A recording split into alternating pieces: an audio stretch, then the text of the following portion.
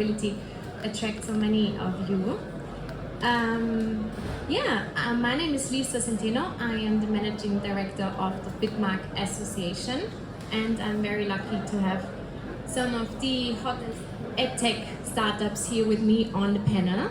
Jan Rihak, founder and CEO of Classtime, Samuel Portman, CEO and co-founder of Taskbase, and Roman Schurter, community manager of Brain.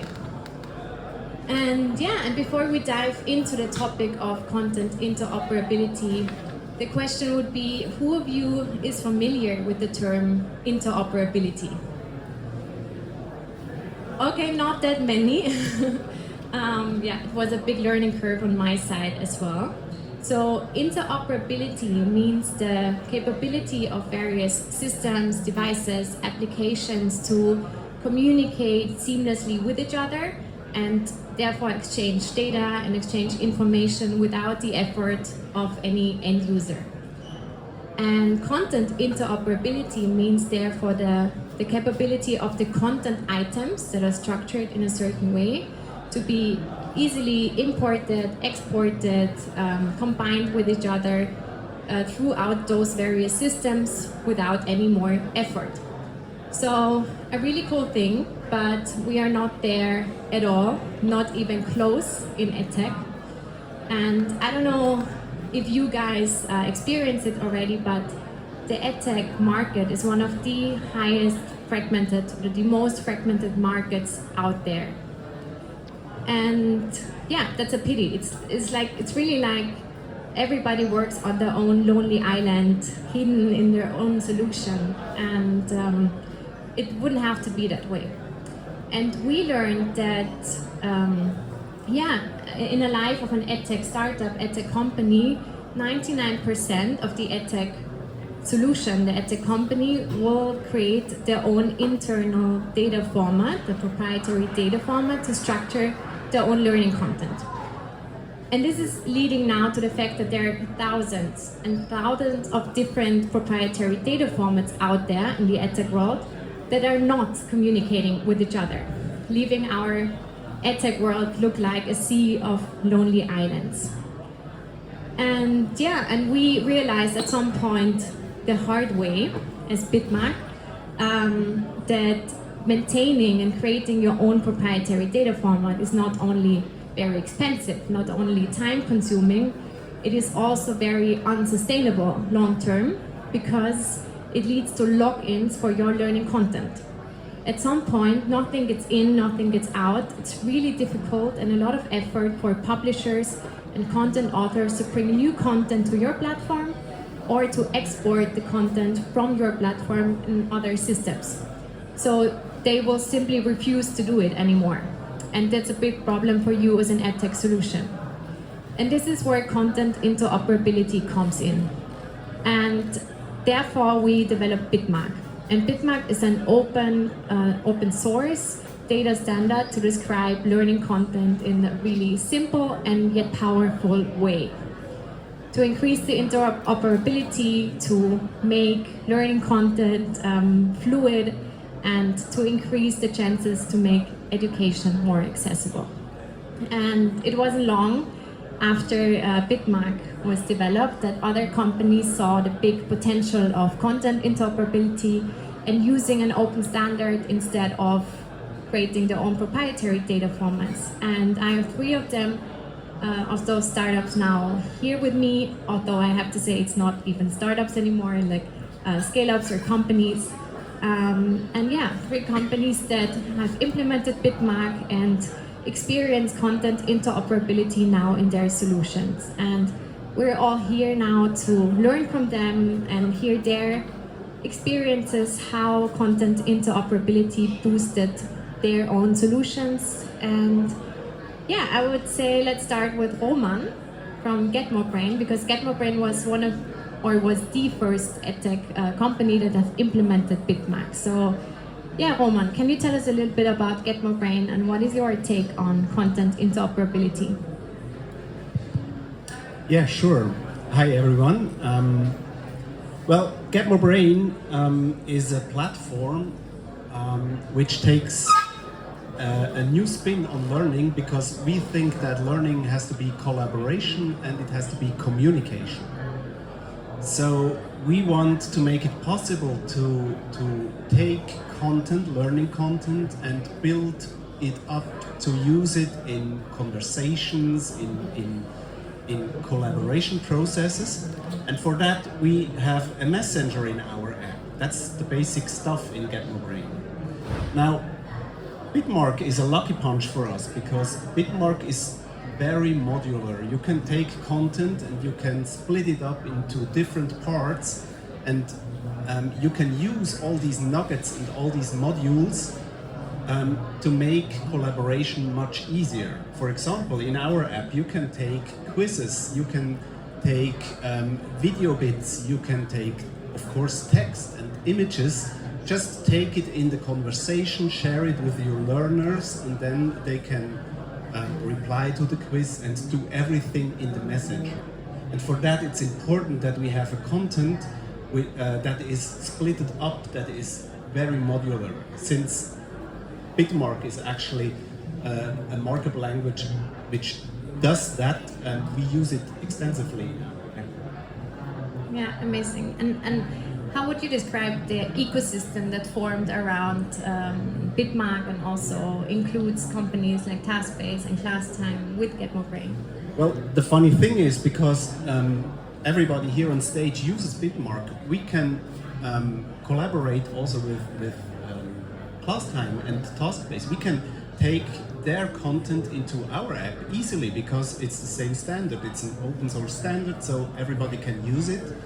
And it's no problem to take their content into our app and to give more value to our own app with that. Yeah, amazing. And how is it with Classtime? What is your story with Bitmark, and how and why did you implement an open standard? Thanks, Lisa. Hi, everybody.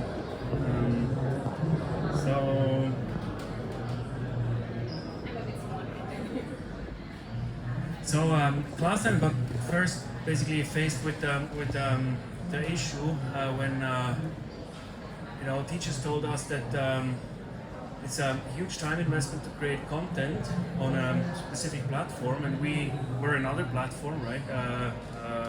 On formative and summative assessments, we have quizzes that are co-authored or authored by teachers predominantly. And we were faced basically with the question, hey, do you exist 3-4 years down the line after I invested tens of hours or hundreds of hours creating content?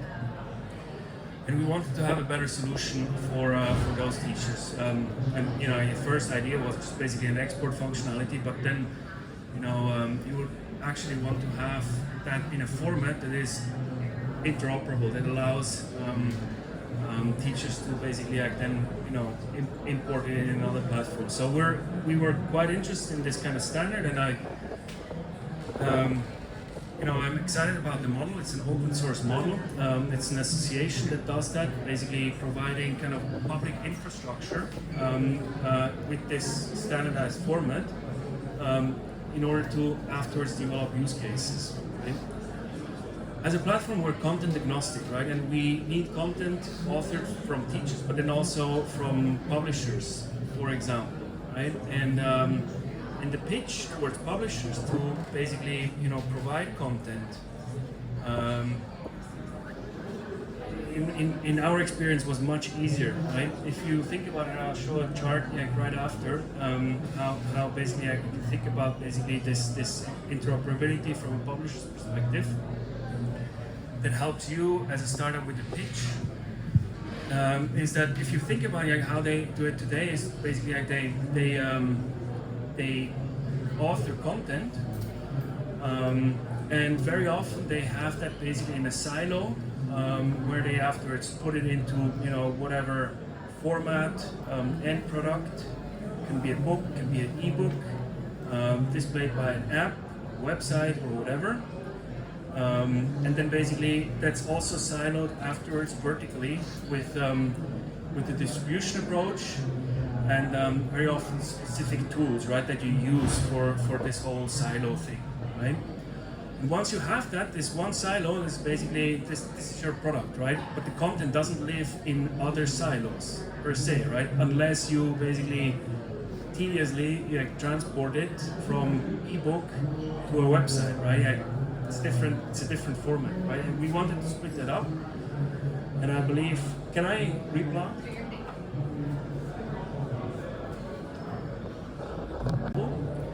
Where on the top left you see basically the content that the publisher has. That is, that are specific basically. Content aspects. In this case, it was also legal content for lawyers. It was basically content for students in the gymnasium, Lernmedien, and traditionally this was a silo, right? And what Bitmark allows is to basically decouple the content from afterwards the use cases, how you want to present it. You want to show it basically to students, you want to show it to teachers for use in the classroom. You want to make exams with the content, you want to make repetition courses, autonomous learning, etc. The use cases are, whatever you want to basically sell afterwards, right? You want to deploy that with specific tools. It can be quiz tools, it can be presentation tools, instruction, basically tools that give you basically a front end for providing instruction with a simple ebook or with annotation functionality, whatever. But that's basically for you to choose, right? So whatever use case you have afterwards, and you have many with the content, you can also choose from a variety of tools that are on this standard, obviously, right? And then you can sell it through different channels, right? Your own channel, your own web shop, the partner can sell it, or another intermediate can sell the content, because it's kind of, that's then allowed. You don't have to sell basically the book through the merchant that you always sold to, right? And in the minimum case, right, this kind of boundaries can still be the silo, right? So you always have the silo, right? Just with the boundaries, but you don't lose anything.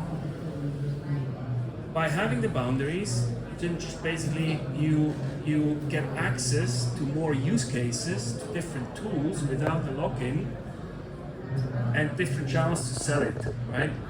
And this is in my view, a much easier case to understand for collaboration with content providers, for the benefit of the startup itself, for the benefit of the publisher, for the benefit of the whole ecosystem. So I find this quite exciting, especially because it's kind of, it's not just the technology that allows this codification, this interoperability, but also the model. Kind of a partner-owned consortium or association, if you want, that has the technology in open source. Thank you. Thank you so much for bringing an extra slide. That's amazing. Thank you so much. And what I really loved, the first time we talked about Bitmark and I asked you why you implemented it at Classtime, you brought up the analogy of streets. And I really liked this idea. Can you remember and can you share again? So this was basically building on the point of having this as a public infrastructure, right? For everybody to use, right? We rely on public infrastructure to get stuff done, right? You can from A to B, but we don't pay for basically walking the street, right? We're more interested in basically getting the connections and basically do whatever we want to do at point B. But to get there, this should be kind of publicly owned infrastructure, right? That's basically the idea. That's how we also or how the founders of Bitmark envisioned it, right? It's not something that is then basically proprietary knowledge that needs to have a business case for allowing those use cases, allowing to use the infrastructure that should be basically covered by the association. It's also not that expensive to basically give access to more channels or more apps. For us, it's basically self-invested to onboard on this standard. Costs the same as if we would basically integrate another publisher, right? And we do it once, and we have basically then access to all those other formats and use cases. Amazing. Thank you so much. There was a question. Yeah. Maybe a question for Jan. Did you apply Bitmark like from the early beginning? Did you like implement it later? And if so, did you maybe like the other maybe you like can share a bit of insights about like how long did it took you to change a proprietary structure? So no, we didn't do it from the beginning. It was basically brought to us as a pain point by the teachers, right? We initially wanted to solve it ourselves. When we had the write-up of how we wanted to do it, we actually talked to the Get More Brain guys and Bitmark guys and saw it's actually this idea, right? So we onboarded on that route, right? We don't have everything implemented yet, but it's just like one of the other product topics taking, I don't know, like 2.5 Scrum month of a team to get it done, right? It depends a little bit on the complexity. Essentially, it's a mapping of, in our case, question types, right? There's a Bitmark representation, a holistic representation, like how, the data fields are codified, and we just have to map it on our structure. But it's change your structure, but you didn't. No, we still have our proprietary structure, and now we have basically a mapping to the Bitmark standard that needs to be basically maintained, updated, right? But you'd have to do that anyways when you work with external partners, right? At the interfaces, you'd have to update and maintain anyways, right? But here we have basically like one direction and one kind of transformation engine that we have to constantly keep azure, and not end, right? Well, in our case, Get More Brain, it's a bit a different story because we are actually the inventors of Bitmark. So Bitmark was created by our people because we needed that kind of formatting language for our product. But then we decided we want to split it from our app, from our platform, and make it something with the association, because through other EdTechs like Taskbase or Classtime, there are new ideas how we can develop this language and what parts it needs and how we can go on.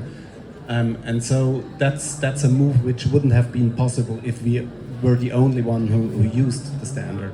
So that's quite the idea of the association, to bring together different needs and to develop this language. Maybe Samuel can jump in here and also give an answer to your question. I'm really curious what you tell about Taskbase and how you implemented Bitmark.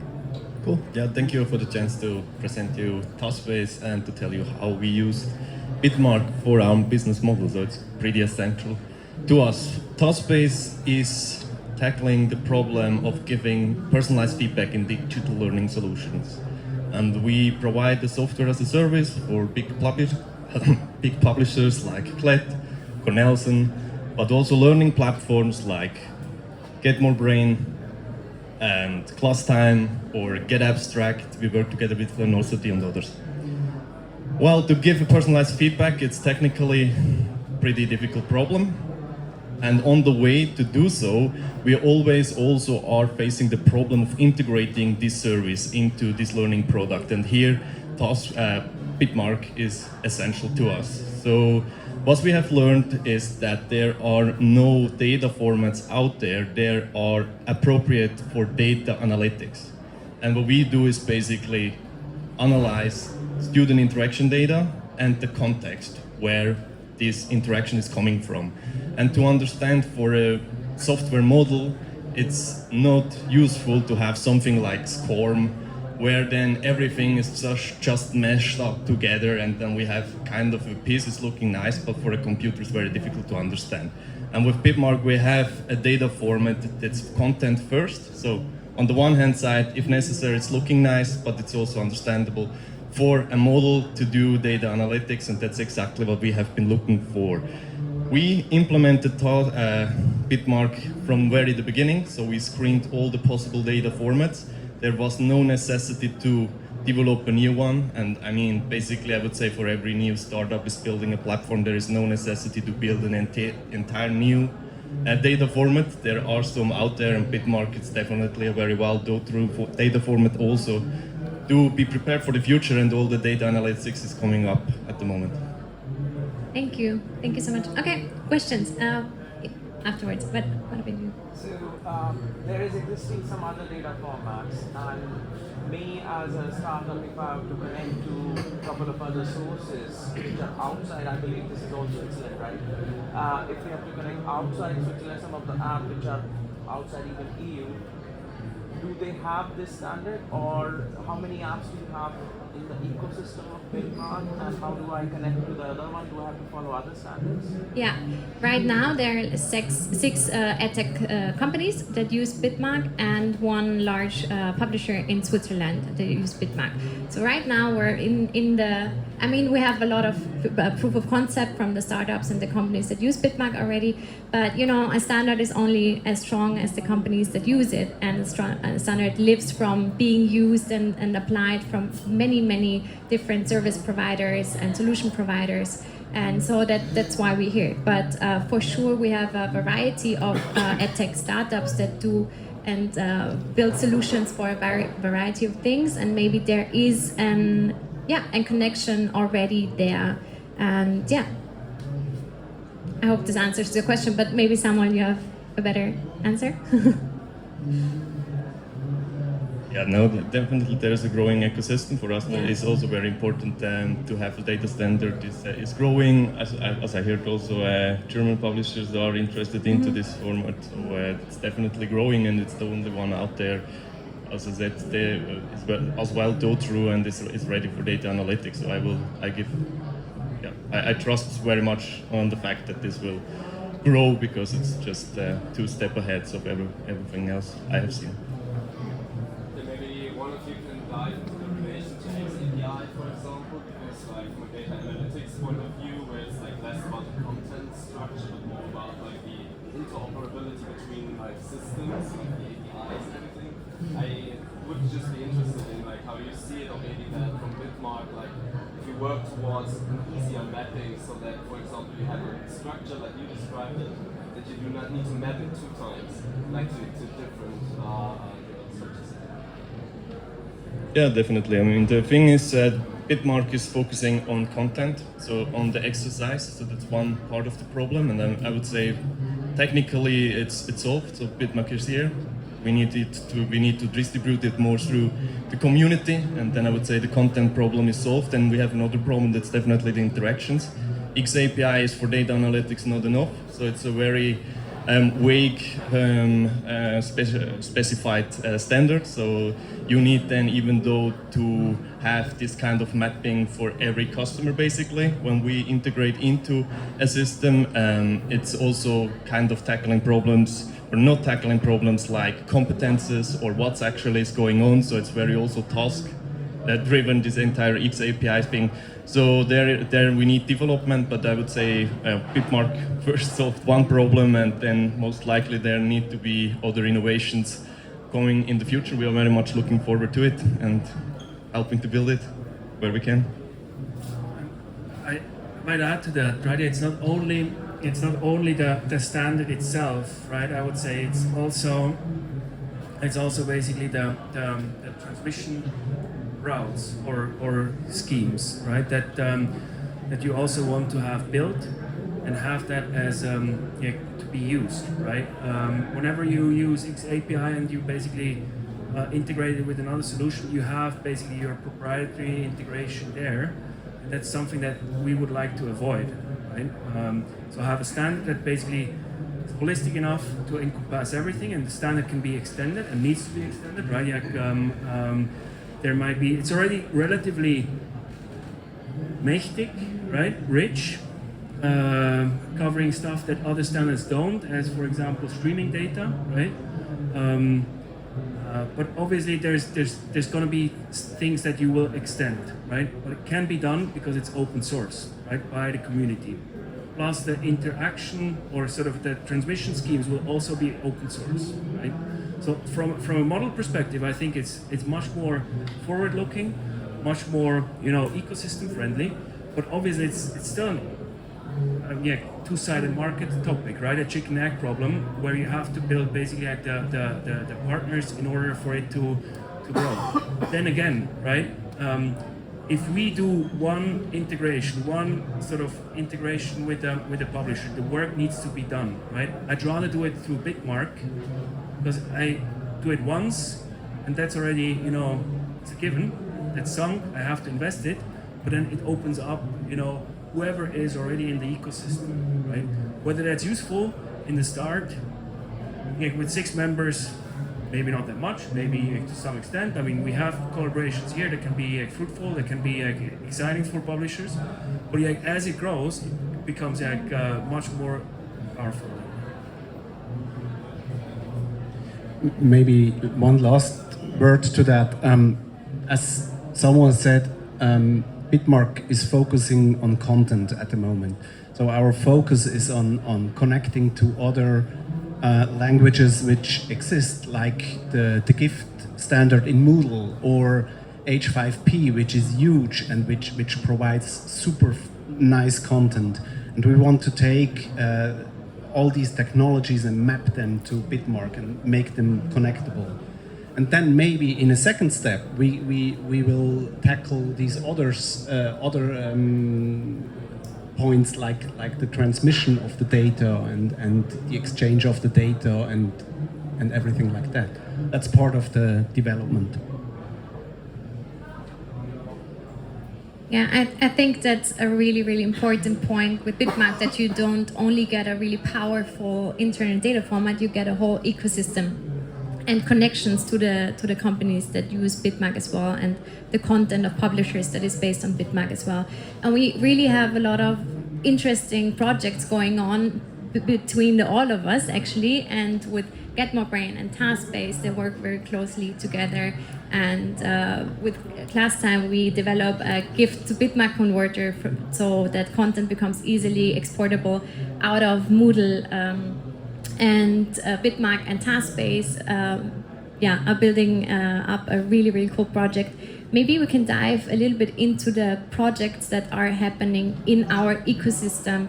And let's do that. Cool. That's one thing that surprised me the most, I would say.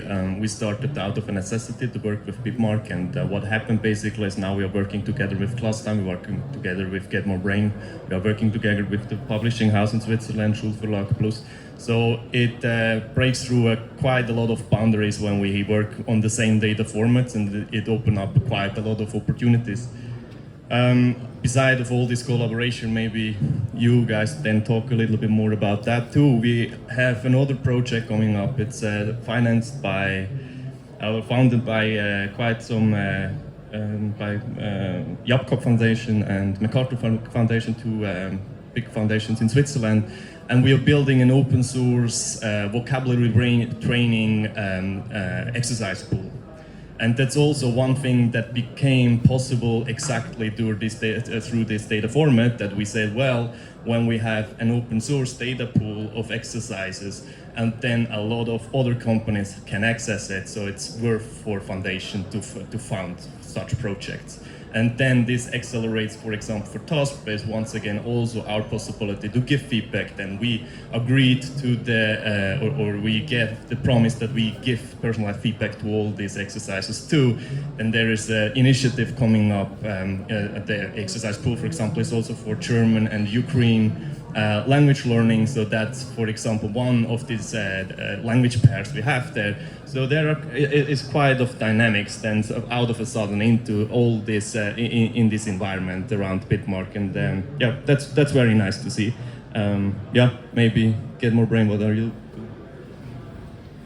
Yeah, our focus in regard to Bitmark is, as I said, the content, and we want to make it possible to bring content into the Bitmark ecosystem. So lots of publishers we talk. They have a lot of content, very good content, but it's primarily in a book form or in an ebook form, and they can give us PDFs. But Bitmark goes down; it breaks PDFs up, it breaks the content up. So we have to figure out a way to to take PDFs and book formatted content and break it down into these bitmark bits. So we are in projects where we develop like scanners where you can upload your PDF and then it will try to figure out which bitmark bits are in this PDF and how can we use it. So that's one focus we have at the moment in our projects. Yeah, but you're also working very closely with Taskbase. So Taskbase is integrated into GetMoBrain. Yeah, that's what I mentioned at the beginning. That's just an opportunity out of the bitmark ecosystem, because we easily can take Classtime or Taskbase content and take it in our app. We play it on our own platform, and the work is done actually by these other EdTechs. So we can combine our solutions very easily with the common content standard. And just out of curiosity, what would you think would your solutions look like if you would not use an open format like Bitmap, but created your own proprietary system and keep using it? I would say, I mean, the same. The solution itself the same, right? It doesn't. It's basically the mechanics under the hood, right? But we would have probably would spend more time in basically integrating publishers one by one. We have now a project with Compendio. We have the same with Careum and other publishers, and I'd rather not do the same thing in just basically in a different version all over again, right? While offering the publishers the possibility to, work with Classtime if we're the chosen tool for assessments, or some other solution, right? If that comes up, right? That brings positive competition, reduces fragmentation. I mean, the fragmentation today in the EdTech market is driven to one extent because there's a plethora of use cases and very, very, heterogeneous didactical models that are employed by the teachers on the one side. On the other side is basically the lock-in effect, right? You start working with one solution, and then it's the solution for life because the switching costs are too high, right? And that's inefficient, and that's something that we want to break up, right? It benefits us as a startup, as a monopolist. It will not help us, but for one, I don't believe in that it's basically good for the ecosystem. Secondly, we're not there yet, anyways. Yeah. How would Classtime be different, or would it be different? How Classtime would be Taskbase, as also Jan said, basically we would do the same, but the integration into the system would be much harder. So now, maybe not too obvious, but if we integrate into a product and this product is not using Bitmark, so what we then need to do is we need to document how they can map their data format to ours. That's, for example, one thing. It's already done pretty nicely by Bitmark. Otherwise, we needed to do and expose all our data formats and describe it very detailed to others that they can then do the transformation from their data format to ours. So it saved us a lot of time thinking about the data format. It saved us a lot of time of documentation.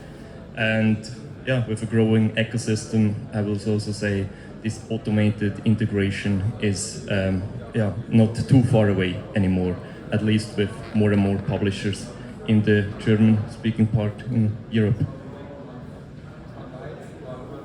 So, and what would be your advice for startup founders that are in a very early stage of their solutions, building their solutions? How could they join an ecosystem like Bitmark? What would your advice be for them? there will always be the point when you have to think about data formats, so don't think too long, take a bitmark and then you save you a lot of time and effort, so that's basically all I can say.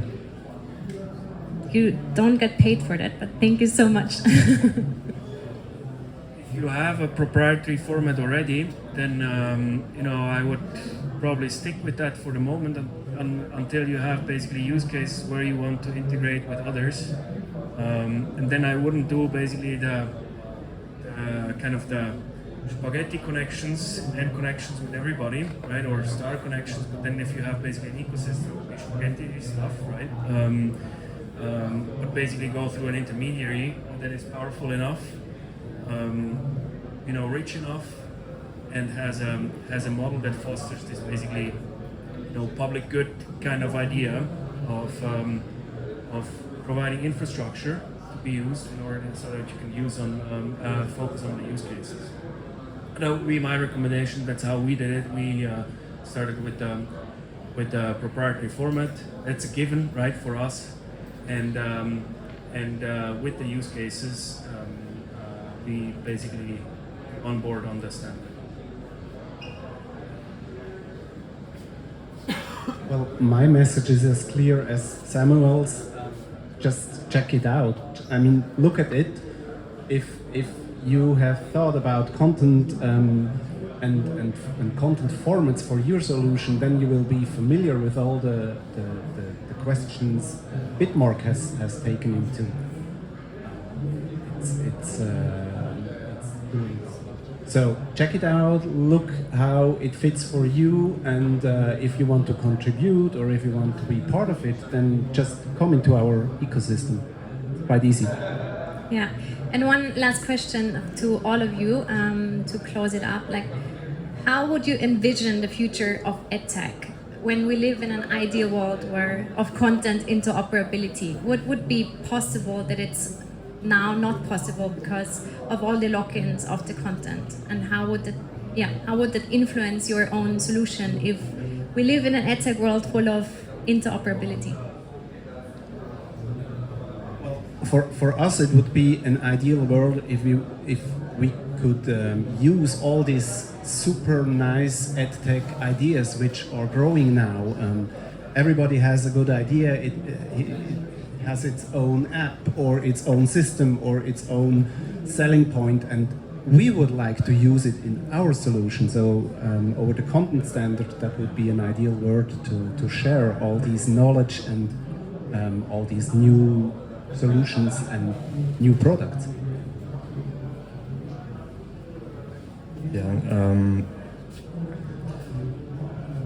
Yeah, interoperability is a huge problem in EdTech. One thing we learned, for example, is that there will never be kind of a Spotify for education, because every learning platform tackling a certain age group, a certain level, a certain subject, a certain preferred didactical concept. So we will also always have, and that's fine, this fragmented kind of tools all over.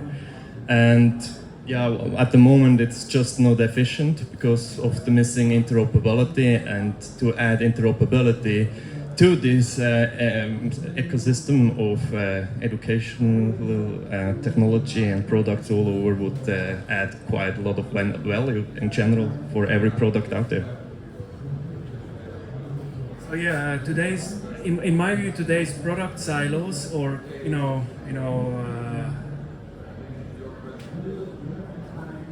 education product silos deter innovation, right? Yeah, you can't innovate fast enough. You might have top content, historically grown, validated with kids, but in old format, in a book.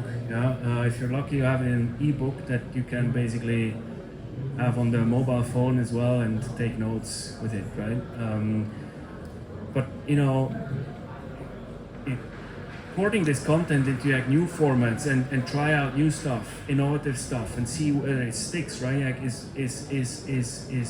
deterred by the investment cost of transforming that, right? And I would like to make that basically that kind of explorative mode and innovation team more prominent and accessible to all the players in the ecosystem, so that everybody can focus on their core competencies. content provider providing and creating great content that is then basically possible to be ported into various formats and access various use cases to create value, to make business afterwards, but also create learning impact with the end users. And so that will be my vision, to make that much more accessible, much more transmissible, and create value for the bigger, the bigger crowd. Love that. We're working on it. So, answering the question, and if you see any relation to your solution, if it would fit to your business or your EdTech, then this is a QR code that leads to our association webpage. Just get into contact, check out Get More Brain, Classtime, and Taskbase if it fits to your needs as well. And yeah,